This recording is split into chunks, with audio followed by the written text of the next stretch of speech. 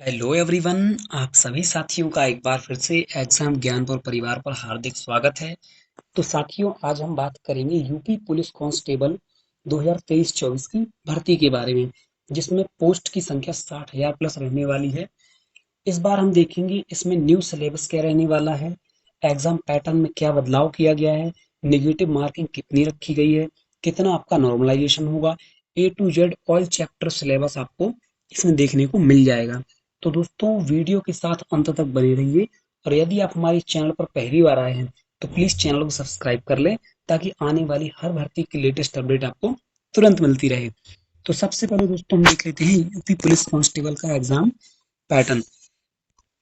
तो exam pattern की हम बात करें तो इसमें सबसे बड़ा बदलाव आपको इस बार ये देखने को मिलेगा कि अभी तक जो परीक्षा आपकी ऑफलाइन होती थी, इस बार वो आपको कंप्यूटर मोड पर ऑनलाइन देखने को मिल जाएगी। क्योंकि हाल ही में UP police constable, radio operator और यूपी एसआई जैसी भर्तियों का एग्जाम ऑनलाइन मोड पर ही लिया गया है।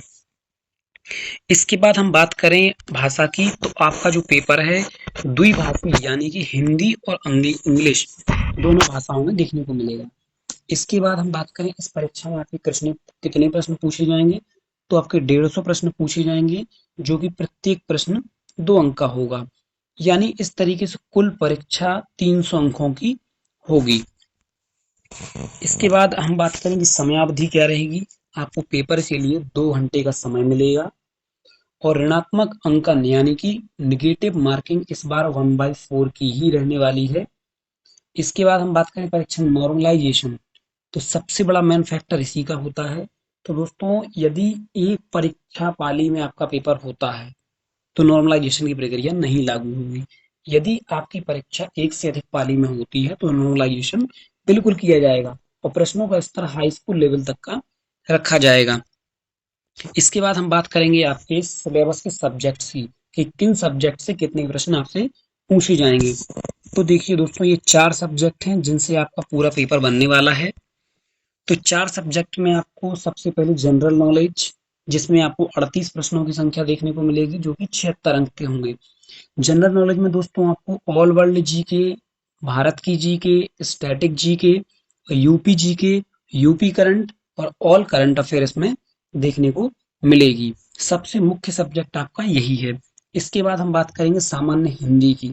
तो सामान्य हिंदी से आपको 37 प्रश्न देखने को मिलेंगे, जो कि 74 मार्क्स के होंगे। इसके बाद हम बात करेंगे संख्यात्मक मानसिक क्षमता यानी गणित। गणित से आपको 38 प्रश्न देखने को मिलेंगे, जो कि 76 मार्क्स के होंगे। इसके बाद चौथा सब्जेक्ट है आपका रीजनिंग का। तो reasoning, mental aptitude, IQ reasoning से आपको 37 प्रश्न देखने को मिलेंगे, जो कि 74 मार्क्स के होंगे।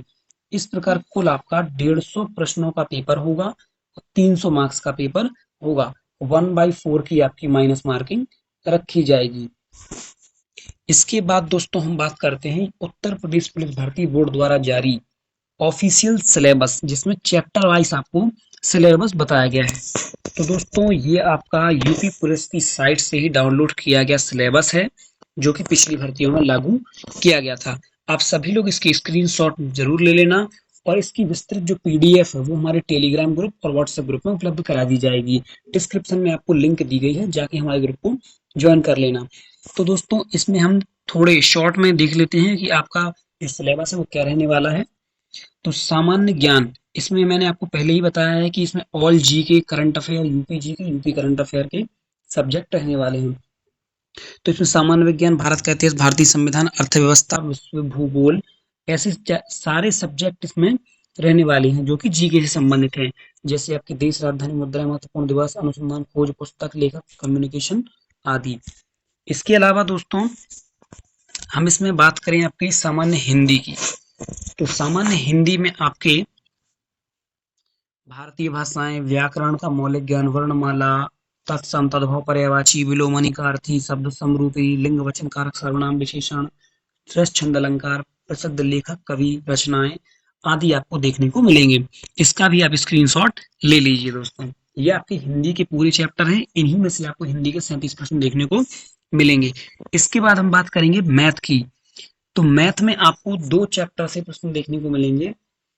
एक है संख्यात्मक योग्यता और दूसरा मानसिक योग्यता। संख्यात्मक योग्यता में आपको बहुत से टॉपिक मिलेंगे, जैसे संख्या पद्धति हो गई, सरलीकरण, दशमलव भिन्न, महत्तम, समापवर्तक, मासा लासा, समानुपात, प्रतिशतता, साधारण ब्याज, औसत, चक्रवृद्धि ब्याज, भागीदारी, छूट, लाभ हानि अनुपात, समय कार्य, सारणी ग्राफ, मेंसुरेशन, अंकगणितीय विविध, समय कार्य आदि।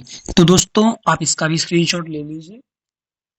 इसके बाद आता है आपका दूसरा भाग, जिसमें आपको तार्किक आरेख, प्रत्यक्ष ज्ञान रोध, संक्षिप्त, संबंध विश्लेषण, शब्द रचना परीक्षण, अक्षर श्रृंखला आदि से प्रश्न आपको देखने को मिलेंगे। इसके आगे हम देखते हैं, इसमें कुछ और भी चैप्टर हैं, जो कि आपकी शब्द वर्णमाला, आंशिक समरूपता, दिशा ज्ञान परीक्षण, प्रभावी तर्क विश्लेषण आदि चैप्टर दिए गए हैं। इसके बाद में आपका चौथा सब्जेक्ट है रीजनिंग का। तो इसमें भी आपको 2 से 3 पार्ट देखने को मिलेंगे। पहला है मानसिक अभिरुचि, दूसरा है बुद्धिलब्धि, तीसरा है तार्किक क्षमता। तो इसके भी हम थोड़े देख लेते हैं कि किस तरीके से चैप्टर आपके रहने वाले हैं। तो इसमें आपके टॉपिक रहेंगे जैसे प्रति दृष्टिकोण, जनहित, कानून शांति व्यवस्था, सामुदायिक सद्भाव, अपराध नियंत्रण, व्यावसायिक सूचना, पुलिस प्रणाली, समकालीन मुद्दे, लैंगिक संवेदनशीलता आदि। इसके अलावा हम देखें बुद्धिलब्धि से, तो बुद्धिलब्धि में आपके संबंध, आंशिक समानता परीक्षण, असमान को चिन्हित करना, श्रृंखला, संबंध, रक्त संबंध, दिशा ज्ञान, वर्णमाला पर वैनारिक चार्ट, क्रम में व्यवस्थित करना, योग्यता परीक्षण, समय क्रम परीक्षण, गणितीय योग्यता आदि। इसके अलावा तीसरा जो इसमें भाग है, इसमें आपको समरूपता, समानता, खाली स्थान भरना, भिन्नता, समस्या को सुलझाना, निर्णायक क्षमता, विभेदन क्षमता, विश्लेषण निर्णय, स्मृति, संबंध, पर्यवेक्षण, अंकगणितीय तर्क और शब्द आकृति वर्गीकरण, अवधारणा, श्रृंखला, अमूर्त विचारों एवं प्राप्तांकों से उनके दिए जाने वाले सामंजस्य की क्षमता। तो ये आपके चारों सब्जेक्ट की पूरी डिटेल्स हो गई। इन्हीं चैप्टर से आपका पूरा पेपर बनने वाला है। तो दोस्तों इन सभी विषयों की आप स्क्रीनशॉट ले लेना और आपको विस्तृत पीडीएफ हमारे ग्रुप पर उपलब्ध करा ही दी जाएगी। तो दोस्तों इन सब्जेक्ट्स को ध्यान में रखकर ही आपको अपनी तैयारी को धार देनी है, अपनी तैयारी को मजबूत करना है, क्योंकि पेपर आपका 11 फरवरी को ही निश्चित किया गया है। यदि इसमें बदलाव होता है तो 1 से 2 हफ्ते का ही बदलाव होगा, फरवरी में आपका पेपर कंडक्ट करवा लिया जाएगा। तो दोस्तों ऐसे ही ताज़ा अपडेट के लिए हमारे चैनल के साथ बने रहिए और हमारी वीडियो को लाइक कीजिए, और यदि आपको कोई प्रश्न है तो हमें कमेंट में बताइए, और वीडियो को शेयर करें और चैनल को सब्सक्राइब करें।